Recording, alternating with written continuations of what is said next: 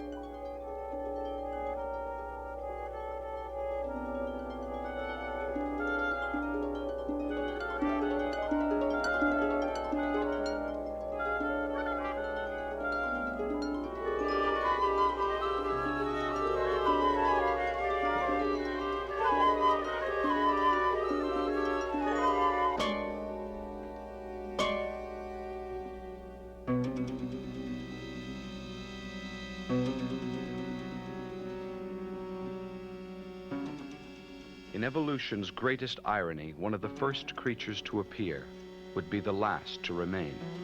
For incubating in the darkened womb of prehistory was a seed of grotesque variation, a fetus with the capability to dominate all.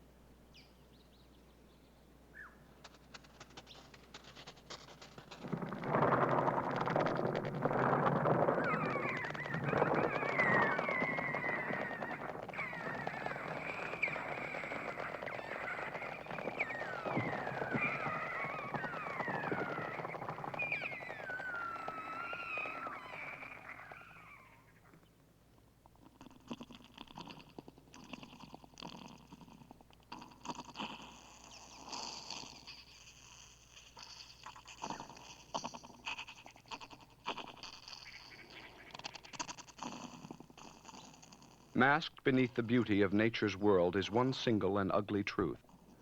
Life must take life in the interest of life itself.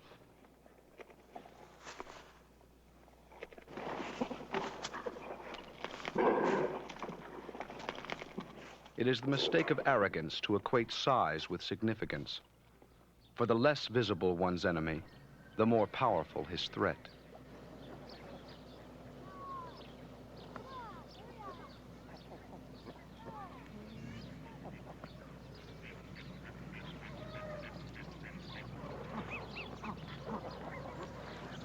My name is Nils Hellstrom.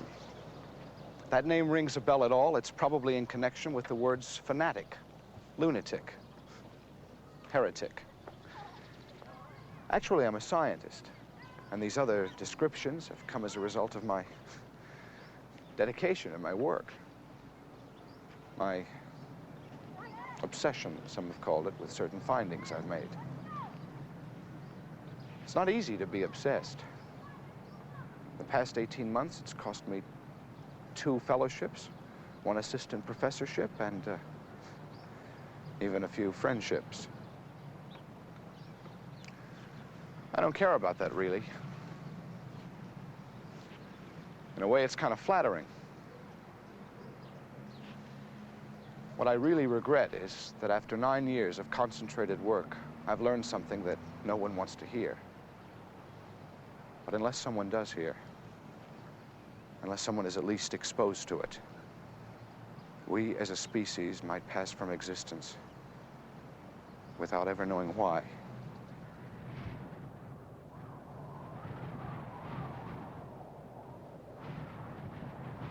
This is the radiation laboratory of Rock Valley, Nevada, a carefully controlled, highly quarantined area where tests on the effects of radiation on living tissue are conducted. When man first began to wonder whether or not he could withstand the effects of his own technology, what his future in a heavily radioactive environment would be, he began comparing his own powers against those of other animals. To most of the animals he tested, he found he was equally vulnerable. But into this irradiated environment where all living things began to die, came an unexpected survivor. One creature that lived on as others faded from existence. This one creature that had survived the historical ages of ice and flood, of volcanic eruption and fire, the insect, in a frightening tour de force of adaptability, proved conclusively that he could endure where man would ultimately fail.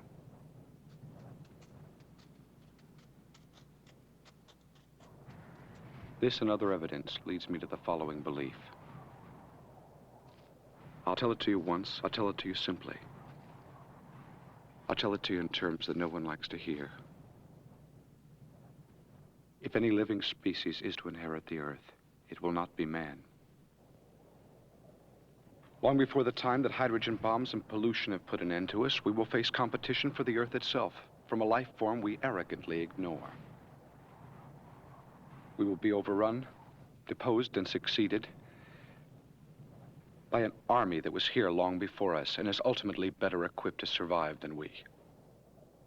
Battalions of mindless soldiers entering the contest with capabilities beyond our imagination.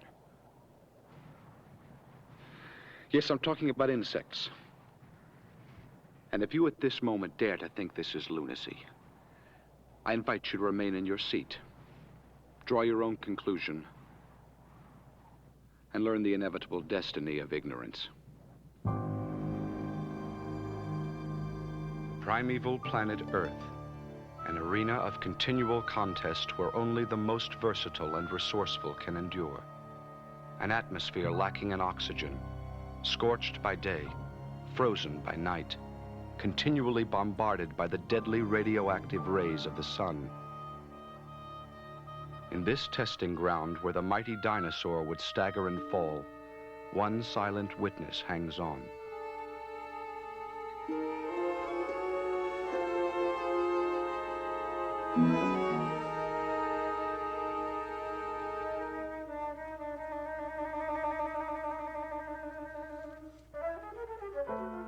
With a 300 million year head start on man, the insect begins to develop his powers. He dominates the Earth and exploits his dominion well. With each new generation come new experiments in shape and function, transforming him into specters as limitless as the imagination of the insane.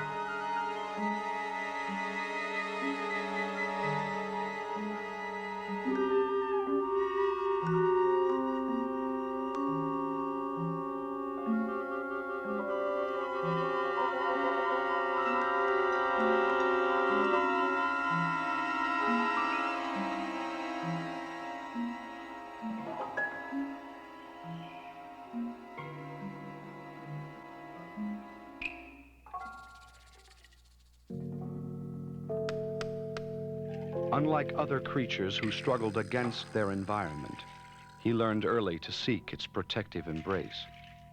Creating an endless wardrobe of camouflage, he and his environment became one.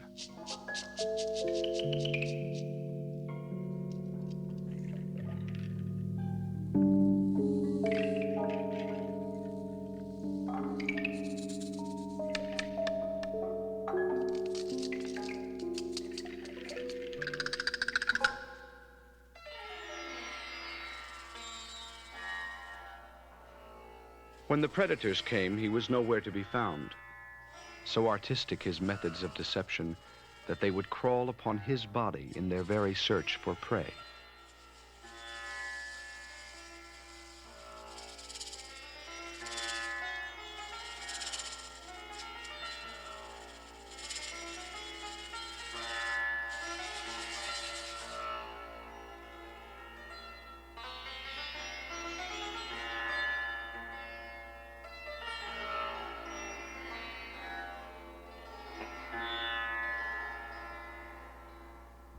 But the true miracle of his escape had yet to come. At a time before other creatures were even aware there was a sky, the insect was able to leave the ground.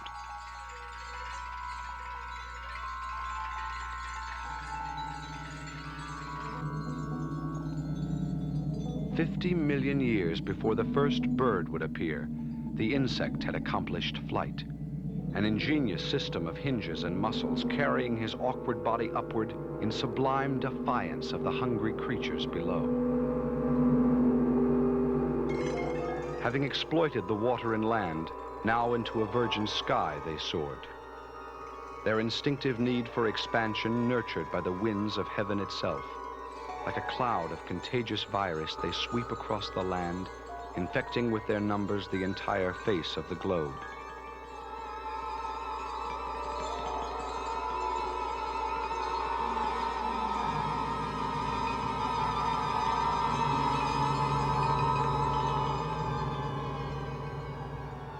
But the prehistoric Earth is not without defense, for carefully interwoven in the matrix of innocent beauty is a macabre masterpiece of revenge. Plants, too, have become predators. The cobra plant luring its victims into a maze where they will be constricted and digested without mercy.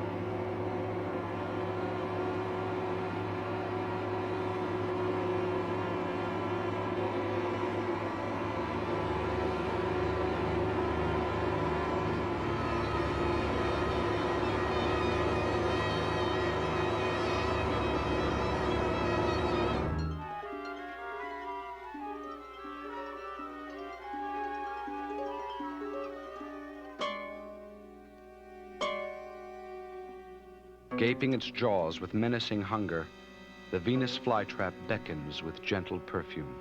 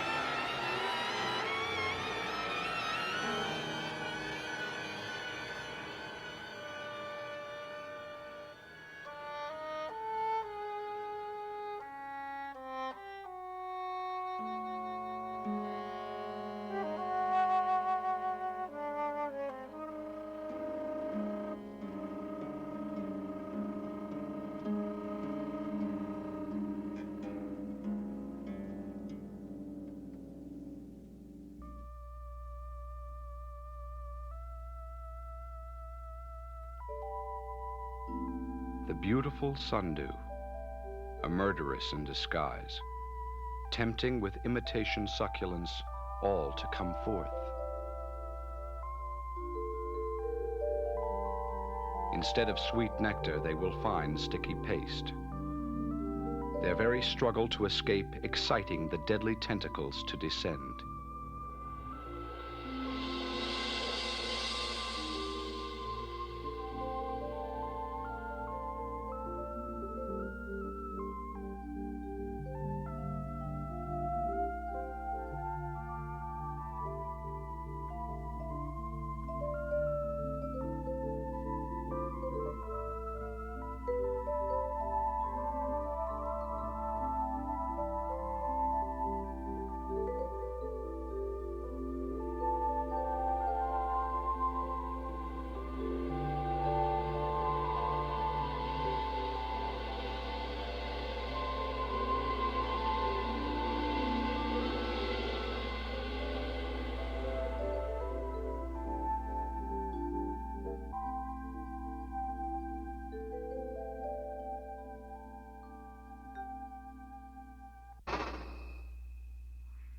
Their indifference born of necessity.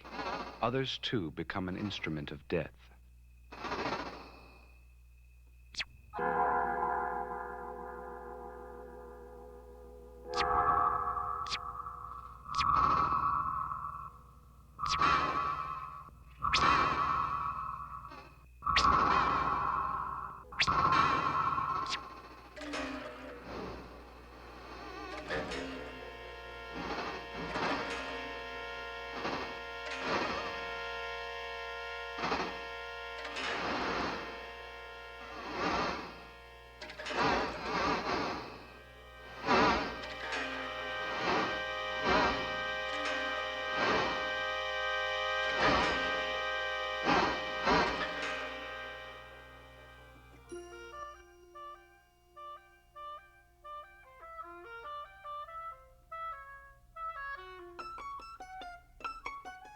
It was the very hardship of life that stimulated their incredible resourcefulness.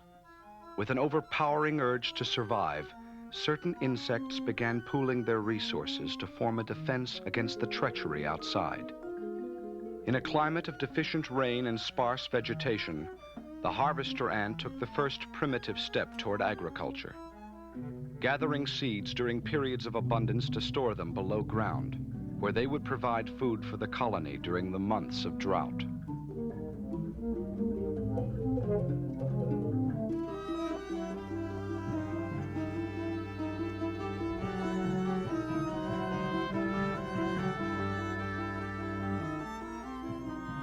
While the adults are out working in the field, the young take on the responsibility of child rearing. Gathering the eggs and larvae into a communal nursery, they tend the infants and the unborn with the meticulous care of a midwife. There are several stages of fetal development, and each is attended differently. The specific instructions carried chemically on the skin of the larva are as clearly readable to the nurse ant as a written prescription. For the soon-to-be-born larva, a pre-digested formula must be made, the nurse ant regurgitating it directly into the newly formed mouth.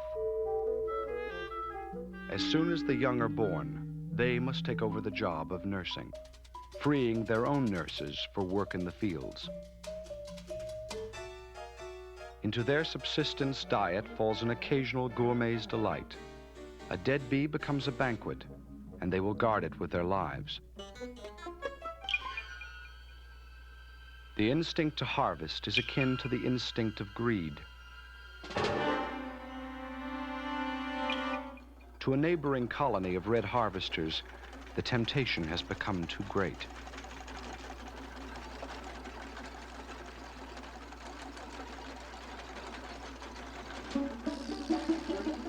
Over the carcass of a bee, they plunge themselves into destruction.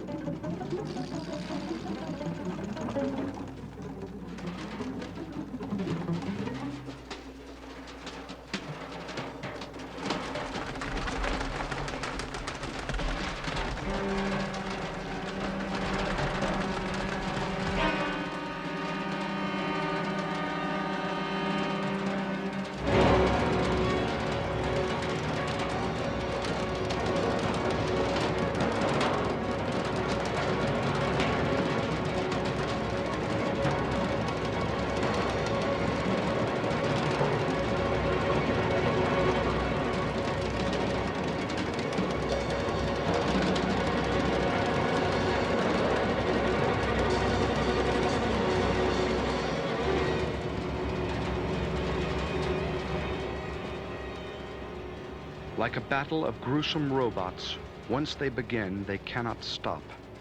With their own parts strewn upon the ground, they continue to fight, the battle ending only when the last of them is dismembered and dead.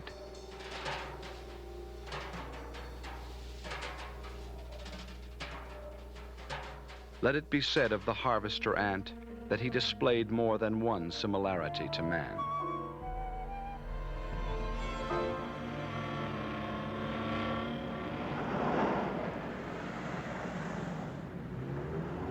As a scientist, I would very much like to have been on hand during the first 7 days of creation. I would like to have seen the ironic smile on the Creator's face as he gave each creature a different strength, knowing full well that eventually only 2 among them would be left to fight for what remained of the earth. That seems preposterous. Here's a little fact for you. Today, as most other animal species are diminishing in population, only 2 are definitely on the increase: man and insect. Man, because he is the only creature with the ability to radically change the earth, and the insect, because he is the only creature who can adapt to whatever changes man can make. When you see him in a certain perspective, it is we who are the dwarfs. He who is the giant. He can pull an object 100 times his weight, jump a distance 50 times his size. And if he's carrying the right kind of juice, kill tiny creatures like us with a simple bite in the back of the neck. Assuming for the moment that he is our opponent, let's see in a physical sense what he has going for him. Face is functional and without expression. Only eyes and a mouth, just enough to keep the rest of the body alive. No muscles to smile with, or frown with, or in any way betray what's lurking beneath the surface. You'll notice he has no ears or nose, but don't think it makes him oblivious. He can see us and hear us through 1,000 tiny hairs that warn him of our presence in every pore of his body. Compared to man, he's considered primitive. But for this reason, he's ultimately more durable. Their life begins as ours, the fertilization of a single cell.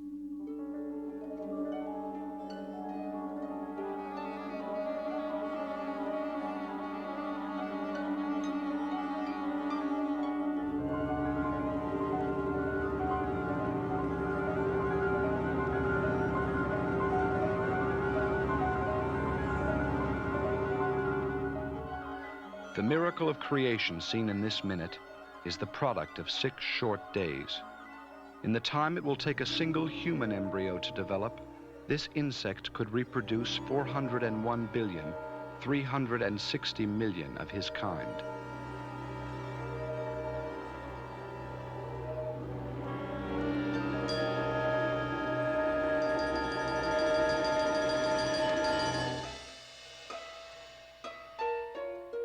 Unnoticed and unloved, they come into this world possessing all the knowledge they will need for an entire lifetime. None will teach them, none will shelter. Programmed from birth to death, each has inherited the total sum of 300 million years' experience. They are born now because the lessons were learned then.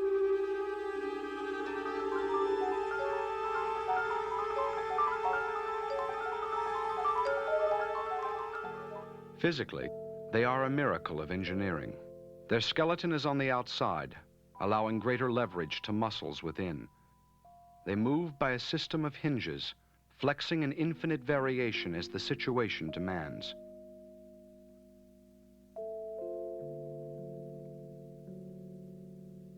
Air is taken not by lungs, but directly into the skin, by a body that acts as a bellows. Defense mechanisms are everywhere. Spikes and prickles, stingers and thorns, burning chemicals and poisoned spears that jut angrily into the air. Like a finely honed machine, his jaws are sharpened as they cut, his feet giving firm foothold, extending his mobility into areas where few others dare go.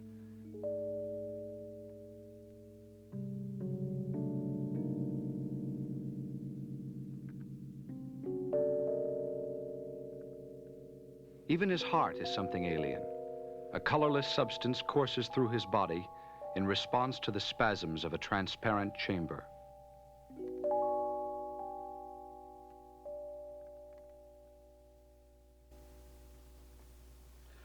Unlike man, whose physical limitations are dictated from the moment of his birth, the insect is born with the ability to actually improve upon his own body.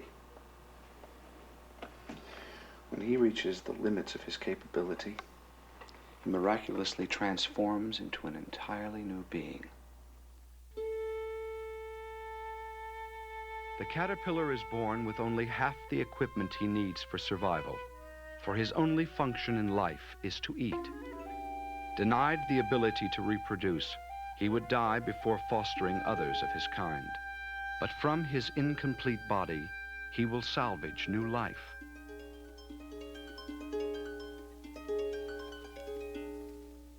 Hardening from within, his skin begins to split, extruding with convulsion an alien, sleeping form. Through a process similar to the contractions of birth, the new form squeezes outward into the air, a creature with no resemblance to the life it had just hours before.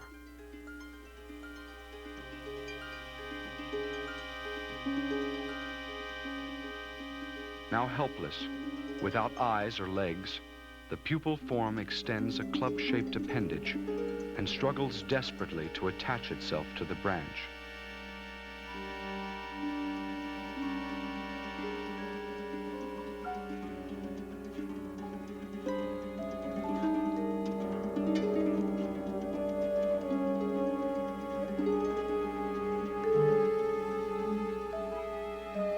Having outlived his function, the caterpillar is gone, his pathetically shriveled remnant cast off like a worn-out coat. It is the miraculous process of metamorphosis. In hours, the unsightly mummy has been wrapped in beauty, a coffin adorned with jewels where he will slumber until the signal comes to awaken. Within the privacy of this chrysalis, his transformation becomes complete. New cells replacing the old to create an entirely fresh existence, a creature with no awareness, no memory of any existence past.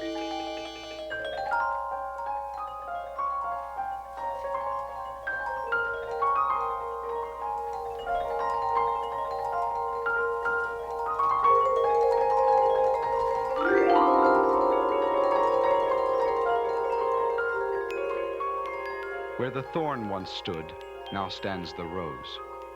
But like his predecessor, the butterfly too has only one function in life. Whereas the caterpillar lived only to eat, he lives only to mate. Lacking a mouth to chew with, from flowers he draws liquid sustenance, mixing with them to create the most beautiful visual harmony in all of nature's symphony.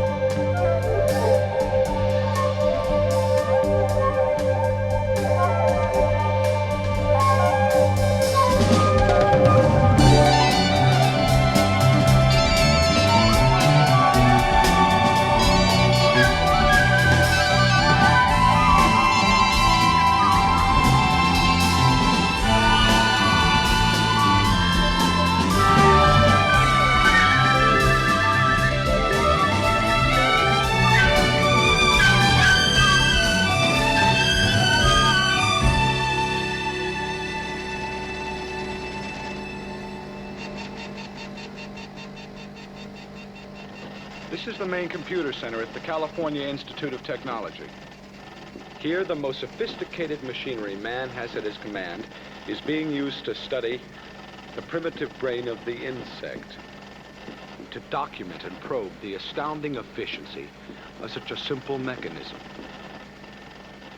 Compared with man, we have to admit that the insect does not display what we could describe as intelligence. But don't feel too proud about that, because where there is no intelligence, there is also no stupidity. His brain is without evaluative power. It has no capacity to reason or to hesitate before reacting. Ironically, this works in his favor. For without man's burden of injecting emotion into what he sees, the insect reacts instantaneously, without regret, without regard for any but himself. Rather like a primitive computer, able to respond to information at the flick of a switch.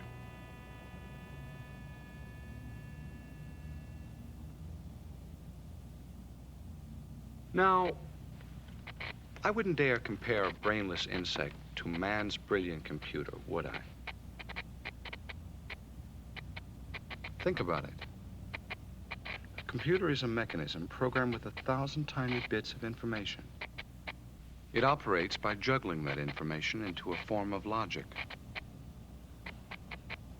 I humbly submit, it's not without analogy in the insect world.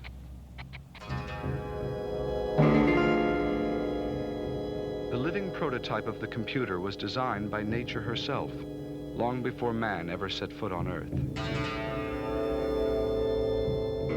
The termite mound, one of the first experiments in social order.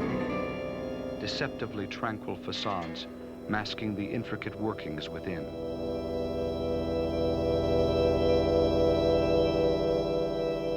Moving through the hidden circuits, 1,000 tiny particles of information organize themselves into a form of indisputable logic.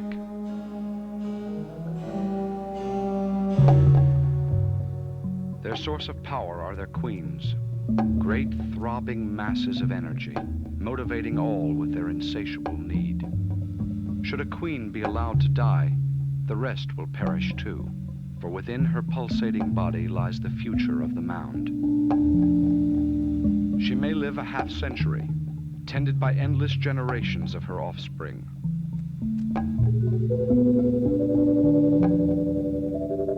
Unable to feed herself or move, she exists to manufacture one product, the indispensable commodity of new life.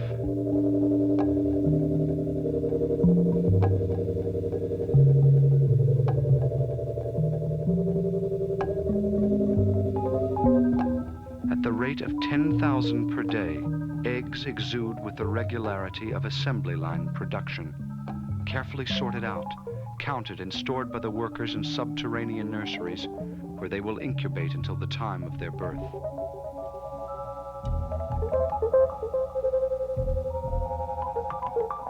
Once born, they too will make their demands, requiring continual feeding until the time they can fend for themselves. Never able to leave the protective walls of their mound, they come into a world that is completely self-sufficient.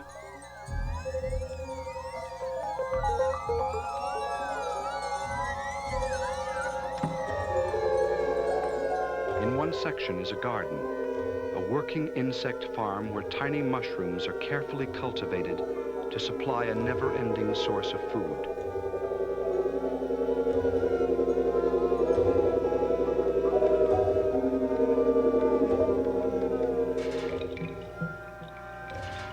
The entire society is guarded by soldiers, sentries equipped with outsized jaws, who will warn with a snap of their heads if the mound is ever invaded by enemies.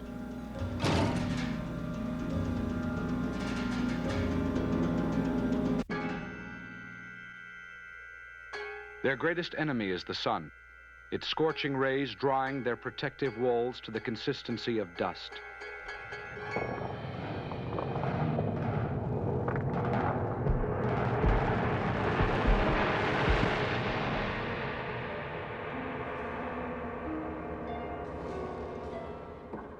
The mound ripped open, they stand defenseless against attack. Moving with sudden frenzy, the soldiers assess the damage.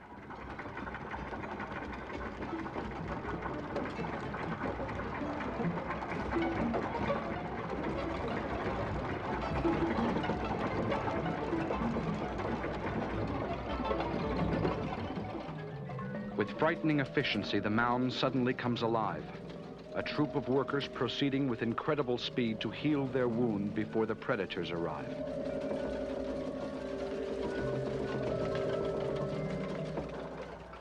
Exuding paste from special glands, they fight to rebuild their shield. But in their work is desperation, for the drying rays of the sun begin to suck the life from them too.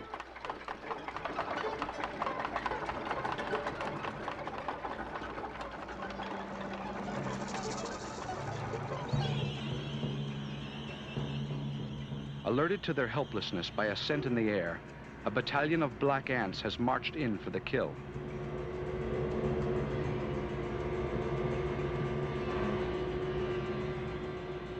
Rising to the job they were born for, the soldiers move unquestioningly into battle.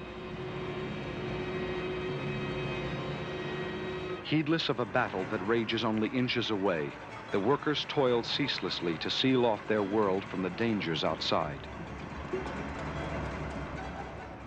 Deep within the catacombs, sudden attention has turned to the queens. The workers risking suffocation in an attempt to roll their enormous bodies to a place of concealment. Once there, they will be walled in, covered by earth until the battle is over.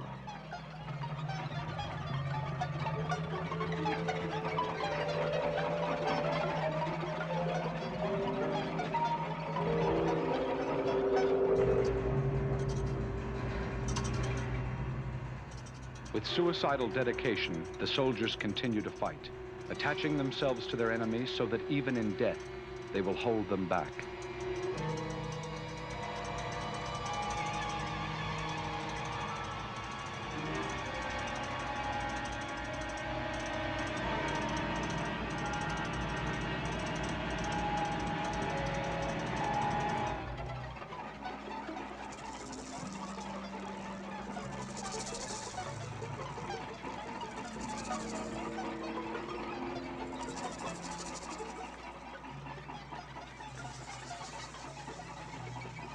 When the walls are sealed, the war is over. But now the outnumbered termite soldiers bear the full fury of attack.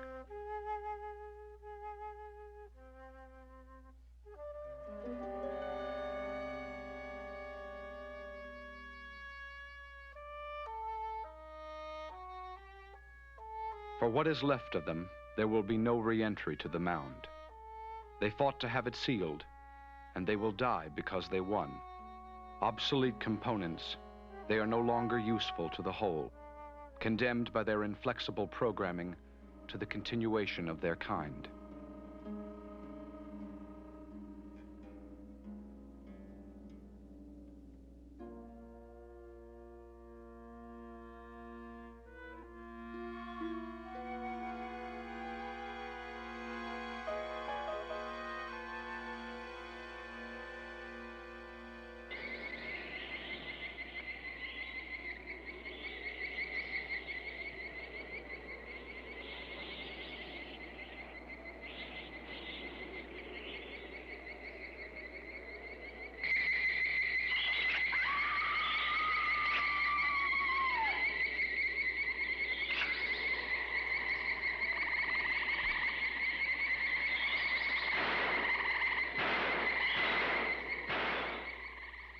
It's long been Hollywood's contention that the mere threat of having an insect crawl upon your face is enough to make a grown man beg for mercy and tell every secret he ever knew.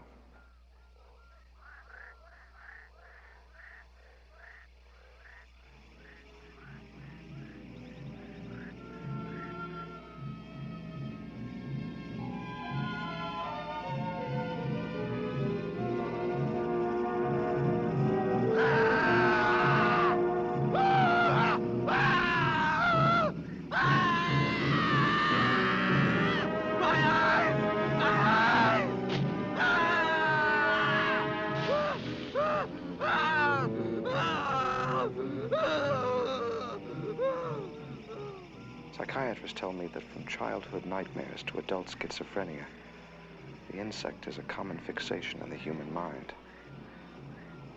Partly because his face seems so evil. Partly because he is so indestructible. I did something a few weeks ago. Experiments, you might call them. Sort of a hidden camera to demonstrate the extent of human fear in regard to insects. It was very revealing. Whoa!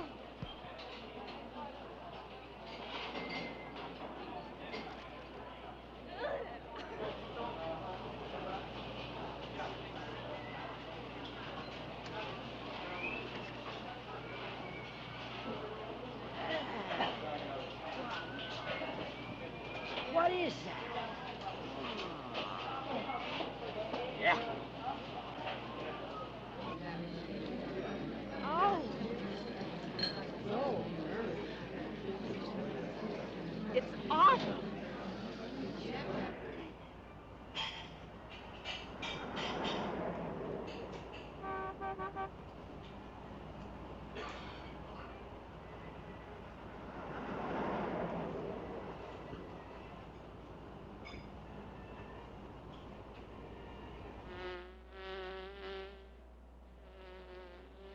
Some of mankind's fears of insects spring from the imagination, but most are frighteningly real. Each year, more of the world's population is killed by insect-borne diseases than by any other single cause. More than wars, highway deaths, old age. And this is a fact that you can look up and verify. Diseases like bubonic plague, malaria, encephalitis, yellow fever, typhus, black plague, cholera. You name it, they carry it. This demonstration would work as well with a live human being as with a laboratory animal. In 30 seconds, the mouse will be dead, paralyzed by toxins which in certain stinging insects can be as lethal as a cobra bite.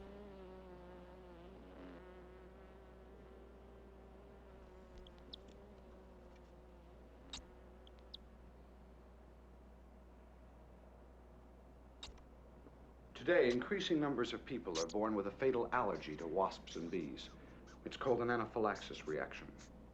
For them, a sting in the leg will stop the heart as quickly as though it had been hit by a bullet. And here's the master executioner of them all, the mosquito. Genus Anopheles, #1 killer of man on the planet Earth. Capable of carrying malaria in 12 different varieties. Ever wonder how David slew Goliath? Like the insect, he wasn't afraid to die. Disease is only a part of it, for the insect has an even deadlier method of crippling man. It is to strike directly at his food source. Each day, as man's population increases, he finds himself in deepening competition with the insect to devour the Earth's resources. The insect has been called a walking digestive tract, and not without reason. To support his own life, he will consume as much as 100 times his own weight each day, which to each of us would be like eating an entire cow, a herd of 30 each month. And as the insect population grows, he naturally needs more. To those who have witnessed the hideous display of appetite, the outcome is clear. If allowed to continue on his reproductive rampage, the insect will defoliate the earth.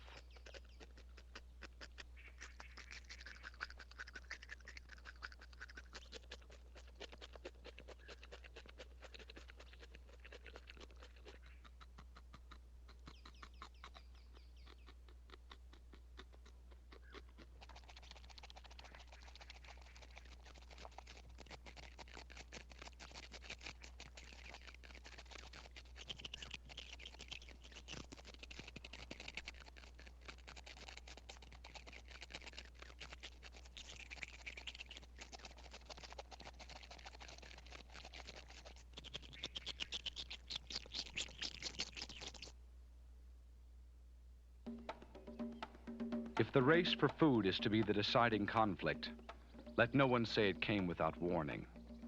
From the beginning of time, man has stood helpless, watching the very soil he nurtures give birth to his deadliest enemy.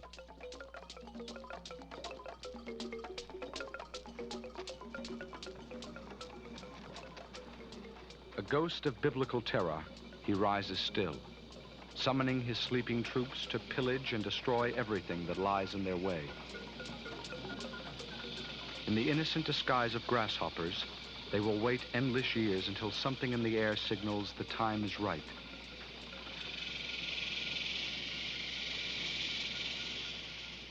Then massing together, their bodies begin to change. Like Jekyll into Hyde, great jaws and wings burgeoning outward as they begin their monstrous flight into hell. Too late, they are recognized as the locusts.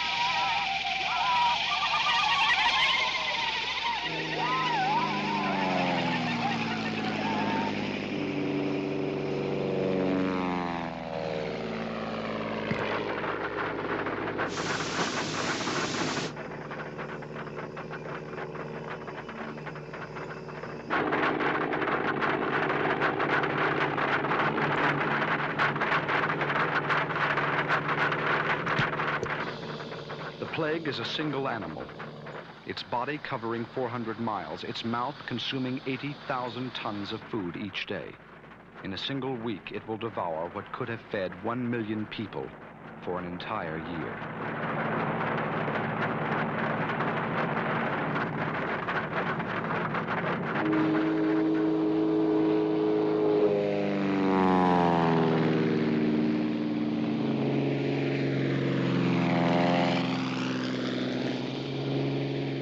With advanced technology, man fights back. To most, man's efficient poison will bring instant death. But the few who survive will develop an immunity, a tolerance to ingest the poison with no harmful effect. Returning to the silence of the earth, they will pass on this immunity to new generations of billions.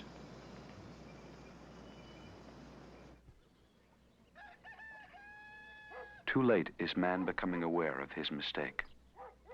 Yeah. First year we had them licked. We sprayed DDT like everybody else. Couple days they's gone. I mean, we did see one.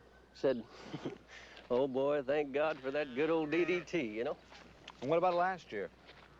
Well, last year we sprayed Dildren. This regular DDT just didn't seem to do it. I mean, just didn't work. And this Dildren is maybe, 100 times more powerful. And it killed them. Well, some of them, about half. You know, we got maybe half a crop. And what about this year? Well, this year. This year we sprayed with DDT and Dildren. And we sprayed and didn't do any good. I mean, they just kept coming. It was almost like they liked it, like it tasted good. We must have sprayed 10 times more than normal. But you killed them. Yeah, we killed them. And what about your crop? Well, it's condemned. It's poison. We licked them all right, but we gotta burn it. We gotta burn it all. In fighting the insect, we have killed ourselves, polluted our water, poisoned our wildlife, permeated our own flesh with deadly toxins. The insect becomes immune, and we are poisoned. In fighting with superior intellect, we have outsmarted ourselves.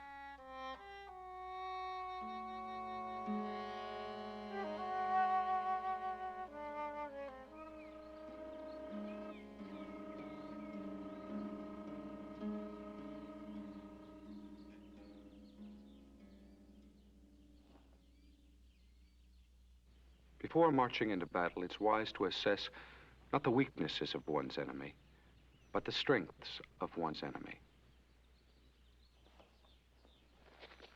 Not only his innate physical and mental capacity, but his technology. If technology seems a strange word to apply to insects, you're in for a surprise. Let's start with communication. In its most basic form, one creature's ability to communicate with the next.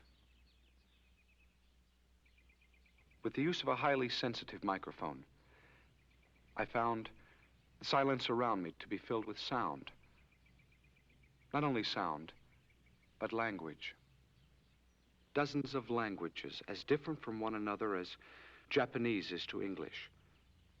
English is to Russian. Listen.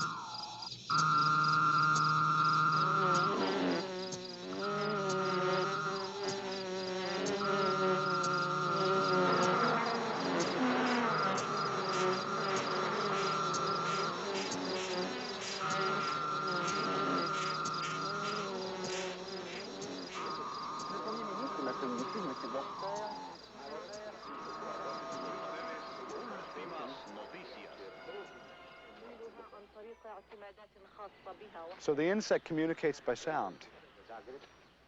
But only man can transmit invisible signals across great distances of open space, right? Wrong. Look up into the sky. It's filled with invisible messages you'll never be able to detect. Without machines or electricity or the label of genius, the insects were using the airwaves for transmission long before man ever set foot on Earth.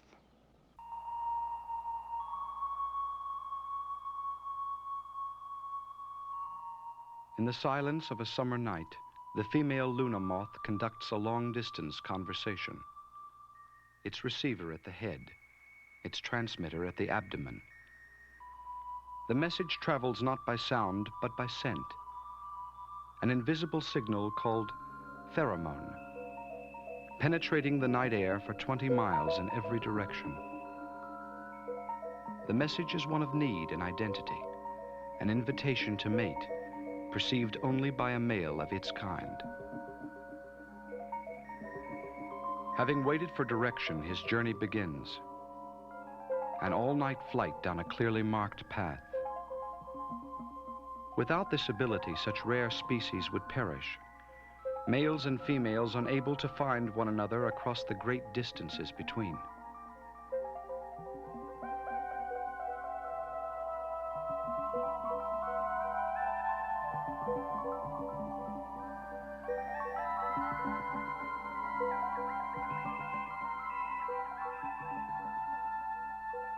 Anonymous in the night, their once-in-a-lifetime courtship begins. Their missions now complete through this miracle of reunion.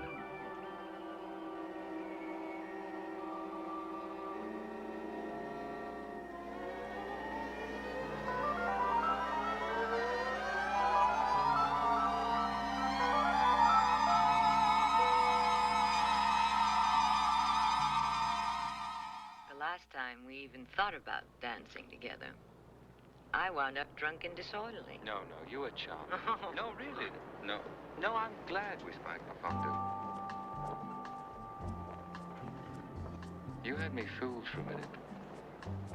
I thought you were just another American lady executive. Self-made, independent, ambitious, ambivalent. Over here... The insect and all the lower forms are dedicated to species survival. Survival comes through reproduction, reproduction through mating. For man, unless the setting is right, the perfume is right, the music is sweet, and at least one partner feels loved by the other, the reproductive act might never occur.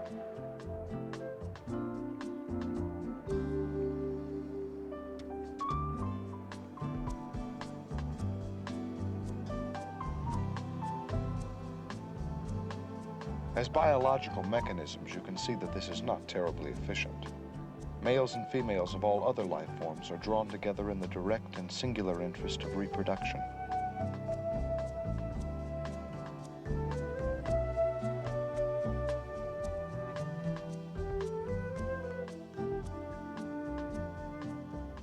We earlier demonstrated that the insect has only a semblance of heart. Let it now be known he has no soul. Free from the concept of romance, the act of procreation occurs as simply, naturally, and obliviously as eating. Neither does beauty play a part, for the only requisite between consenting adults is that they be of the same species.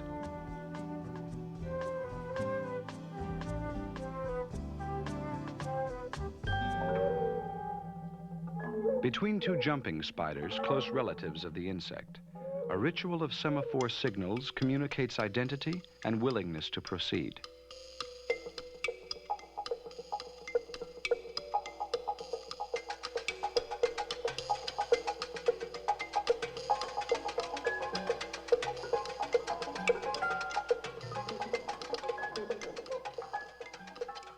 In a macabre parody of the norm, the male's sexual organ is located in a modified foreleg called the palp.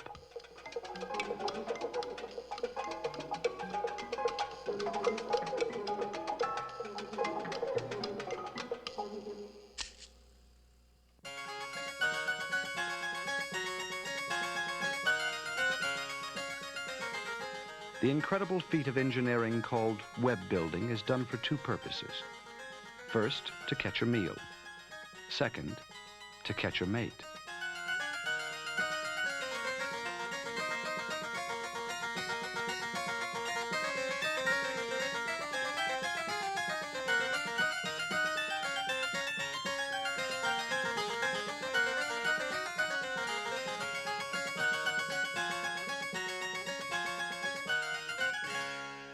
Among the family of spiders, the female black widow is the greatest temptress of all.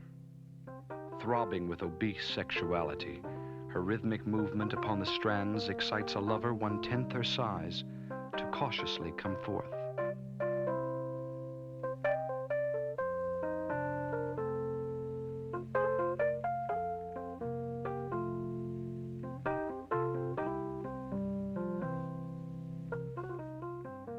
Seeming to know that his life might well end in the attempt, he carefully considers before throwing caution to the wind.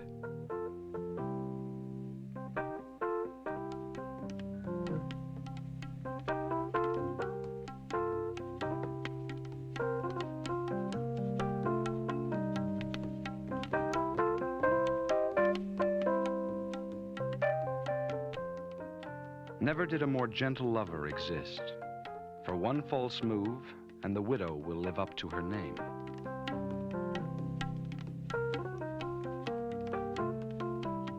Stroking her abdomen as a token gesture to foreplay, he hurries on with his business.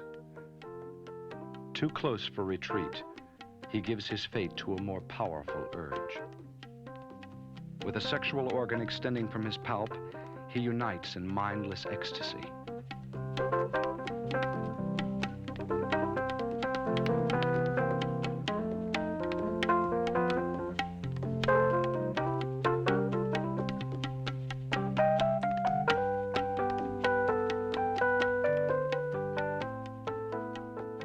To the male black widow, the most exciting part of sex is to escape.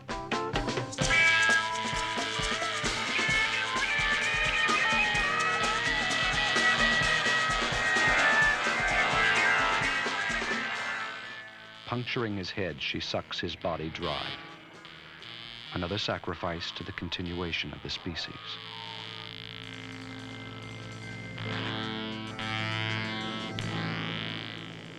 Ever notice how from a great height a society of human beings takes on the appearance of so many ants, scurrying to and fro? If you have, it's a rather dull-witted observation, because there's really no similarity whatsoever. Down there, everyone has his own name, his own identity, his own path, which more often than not seems to collide with everyone else.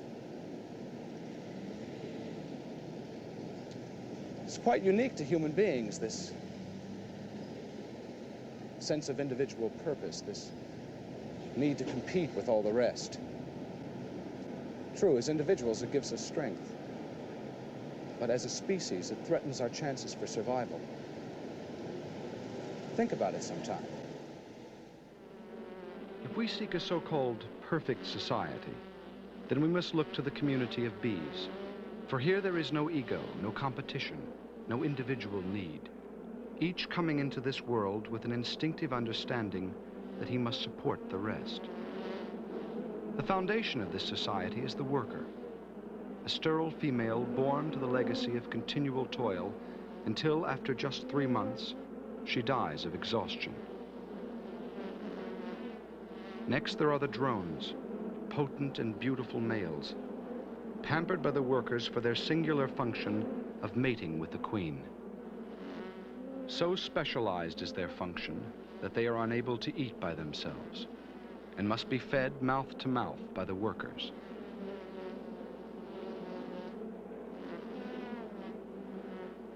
Larger and more imposing than the rest, it is the queen who gives the hive its energy and purpose. She is the only reproductive female, therefore the very life's blood of the species. Tending her with selfless concern, all seem to know that only so long as she lives, so lives the hive. To demonstrate the extent of this concern, I remove the queen from her flock of loyal subjects.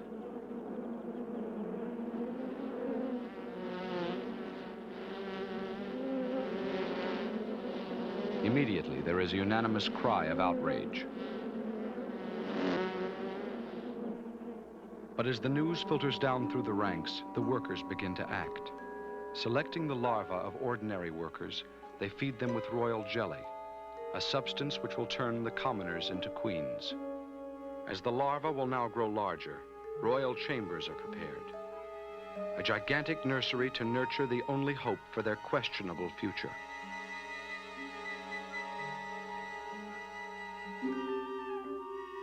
In a matter of weeks, the first 2 queens are born.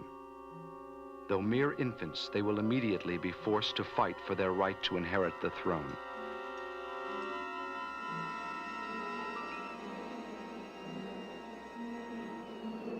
Clustering around them, the workers act as seconds, crowding them together so they will fight to the death, but pulling them apart so that both will not die. It is a purposefully designed test of strength. Only one queen can reign, and it must be certain she is the stronger.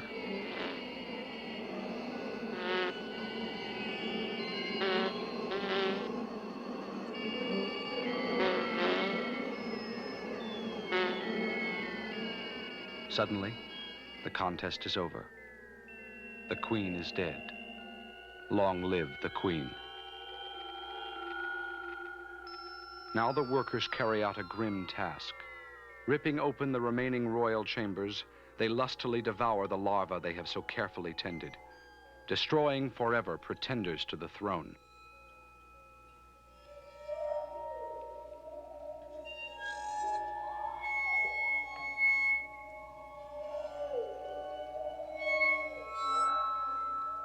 But if the hive is to endure, the virgin queen must mate.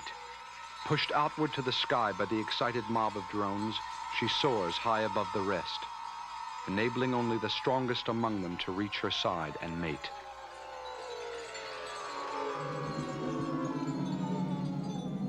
The ceremonies ended, the queen too begins a life of servitude. Moving across the endless expanse of honeycomb, she begins to deposit eggs. From now until the day she dies, this will be her life. Celebrated but enslaved, an object of worship only so long as she serves. In the perfect society, there is neither emotion nor mercy. Precious space cannot be wasted on those who have outlived their usefulness. Having mated with the queen, the drones are now dispensable. One by one, they are hunted down by the army of workers, captured and cruelly cast out to die.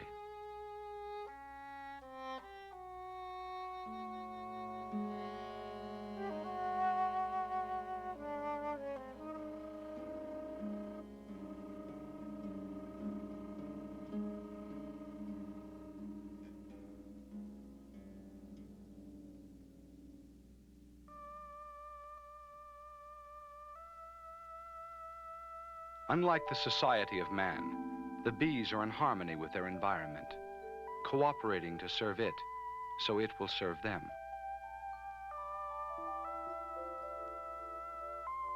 To the flowers that feed them, bees are messengers of procreation, taking sweet nectar in exchange for carrying pollen on their legs from one plant to another, acting as the link between male and female for a life form that cannot touch.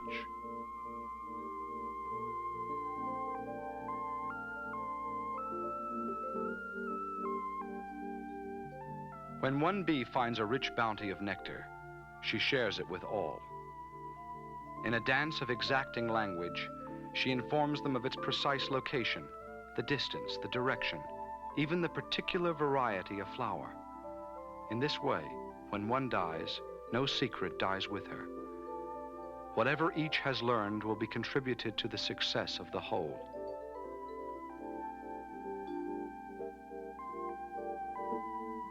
In the cooperative society, the fate of each is the destiny of all.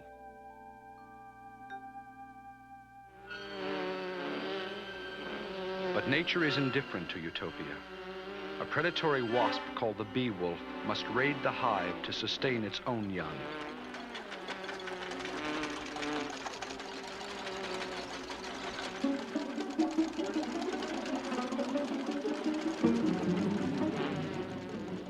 Like bizarre killing machines, the wasps yank the defenders from the hive and crush them in their huge jaws.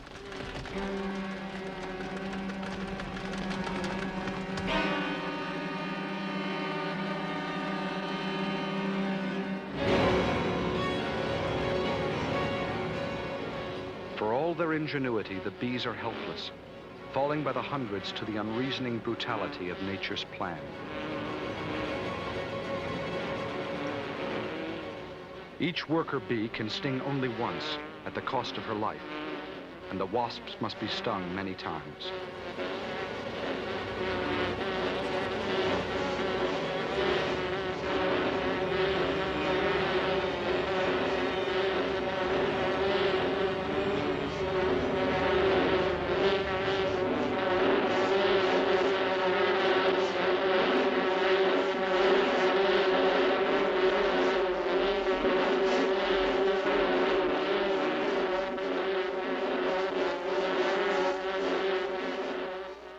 Man will point to nature, claiming war was meant to be.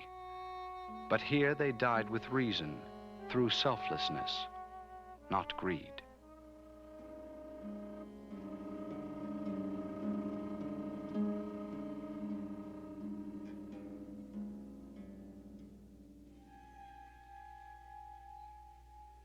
In the developing young, the blueprint of a cooperative society is etched with permanence.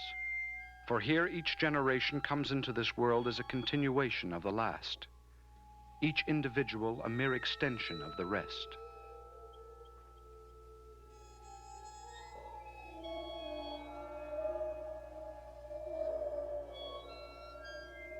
Without the burden of intellect, emotion, or individual identity, these creatures were given something we weren't, the knowledge that they must work together to create the elusive utopia.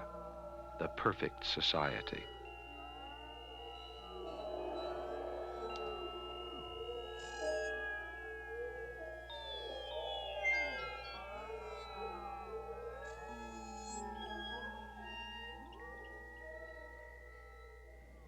Perhaps I have been guilty of exaggeration.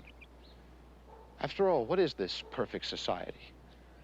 Nothing more than a ball of paper-thin fluff. Who am I trying to kid?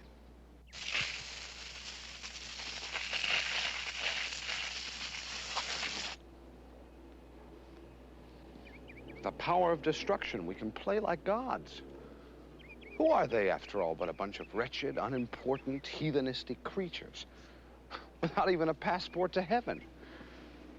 I am man, and man is made in God's image, and man can therefore destroy.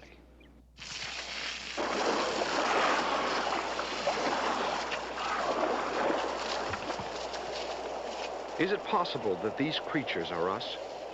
That in the eyes of the universe, we too are mere insects that can be destroyed at will?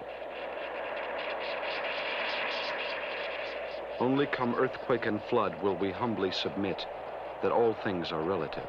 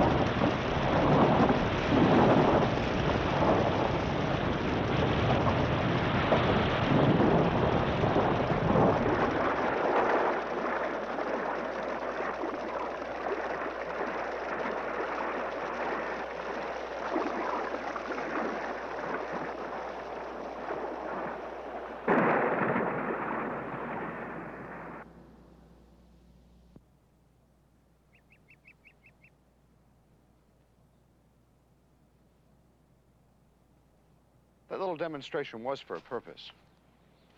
If I were really God and this was man's world you just saw destroyed, if just one man and one woman were left alive, it would take maybe 2 million years to put it back together again the way it was before the Holocaust. It's for these helpless creatures, without the power to reason, without the ability to imagine or dream, it would only take 2 weeks. Confronted with this incredible resourcefulness, this desperate desire to survive, we must wonder why. What is the value, even for oneself, to sustain an existence that must ultimately end in death? The insect has the answer, because he never posed the question. Of the billions of living things on Earth, only man ponders his existence. His questions lead to torment, for he is unable to accept, as the insects do, that life's only purpose is life itself. Just now, these mayflies have taken their first breath of life. Emerged by the thousands on a single summer day, on this very same day, they will die, fall lifeless to the earth just 18 hours after they are born.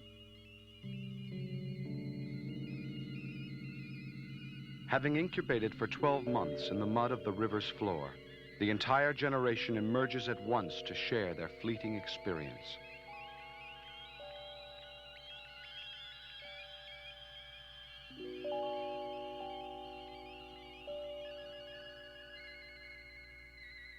The night that falls is their only night, the moon that shines their only moon. They will neither eat, sleep, nor ponder, as mere seconds tick away the entire sum of their earthly existence. As they fly in anxious exploration, their bodies will fleetingly touch, fertilizing male with female and signaling the onset of death. All that come to rest on the land will have lived without purpose. Their eggs will die on the dry surface of the ground.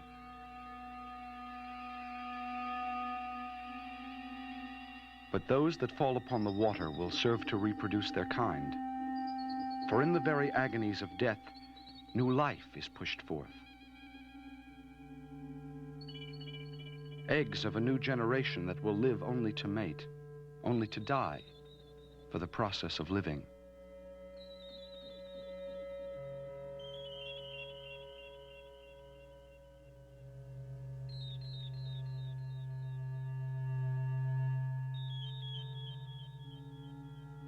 What is the life of a few hours' duration? Could each of their minutes have been like our years? Or are each of our years more like their minutes?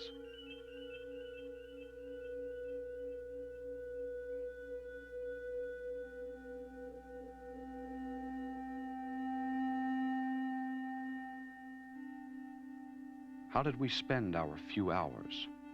Tormented with questions of why we were born, or like they, accepting the gift and gently saying goodbye?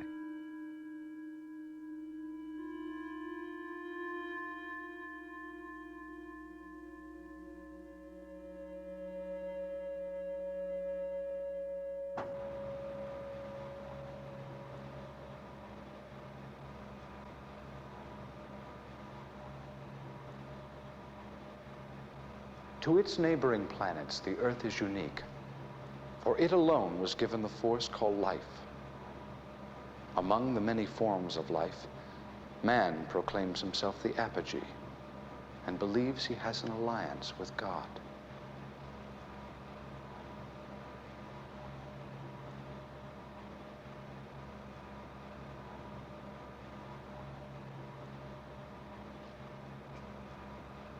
If the species called man does have any relationship with God, it's because he alone is able to undo God's work.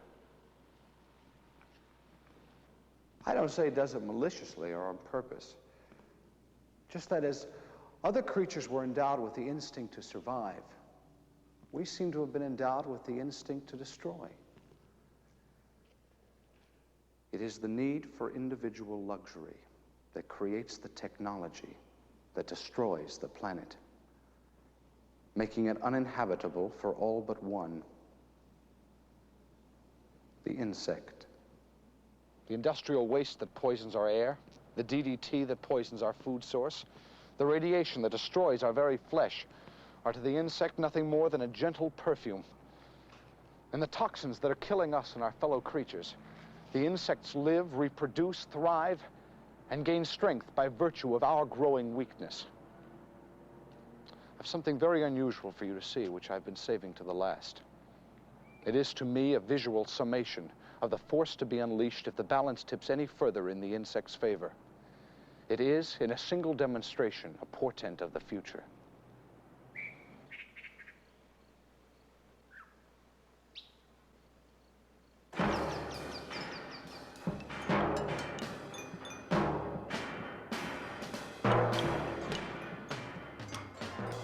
They are called Siafu, the driver ant, a mindless, unstoppable killing machine, dedicated to the destruction of everything that stands in its way. Each of them is completely blind, driven forward through the darkness by a single demanding need within, the need to kill and plunder.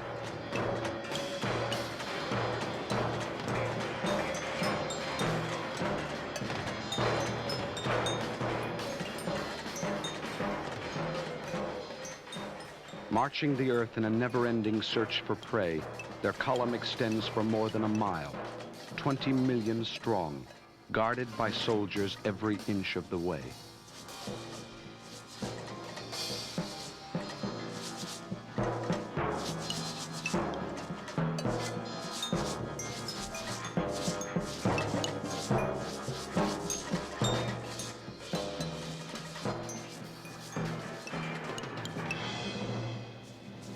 No obstacle, no weapon will quiet their lust, for they will sacrifice their lives to continue on their way.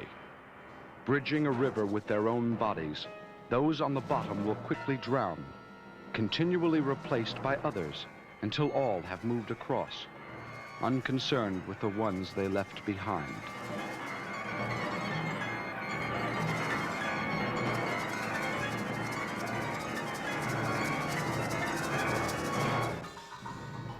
Wherever they pause, the land is transformed into a functioning military installation, a series of defensible trenches fanning outward from a main bivouac, which will serve as their base of operations.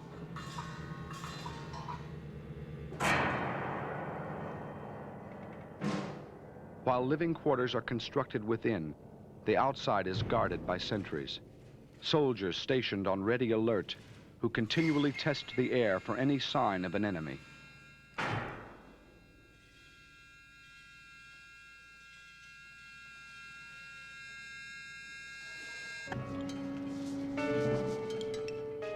If the quarters are deemed suitable, from here they will launch their attack, pillaging an area of several miles around and dragging back the spoils for storage. Like others of their kind, they too have a queen, but their mission does her little honor. Her body scratched, her legs worn to stumps from being dragged hundreds of miles, she is unceremoniously pushed into a place of safety. Those that maneuver her are born to this one job in life, called by scientists the Royal Chariot.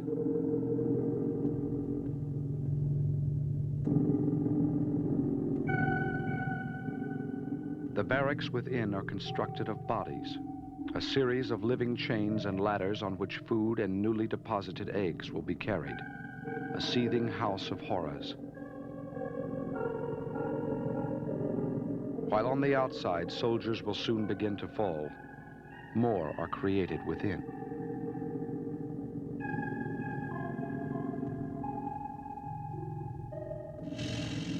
It is through pillaging that the young will be fed. And now the soldiers begin their work. Pouring out of the fortress, a raid begins. The ants fan out and form a huge pincers to encircle and confuse their prey.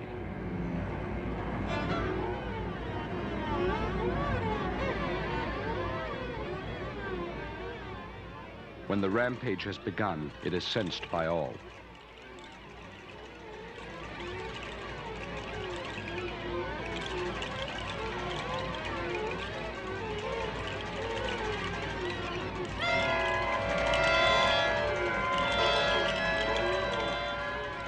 Like running from a forest fire, in their very panic to escape, some will race directly into the flame.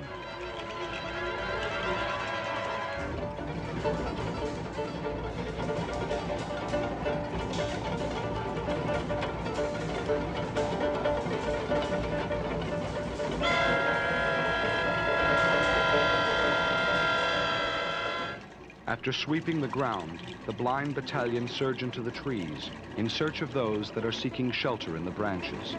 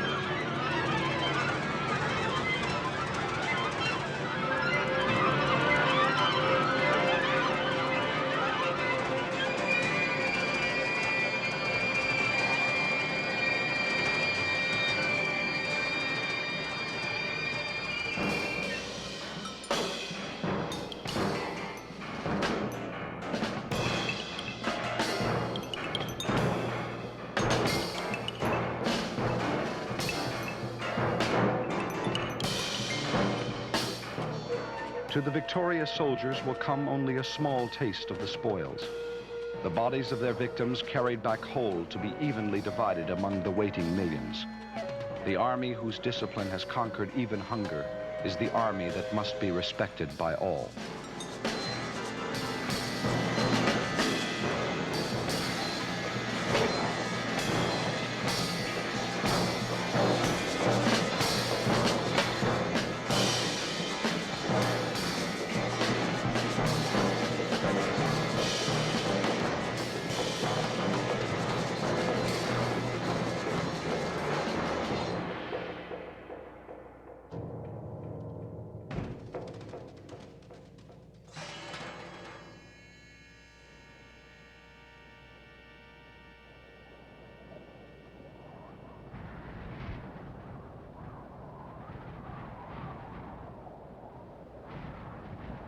What mistake, one wonders, did the mighty dinosaur make?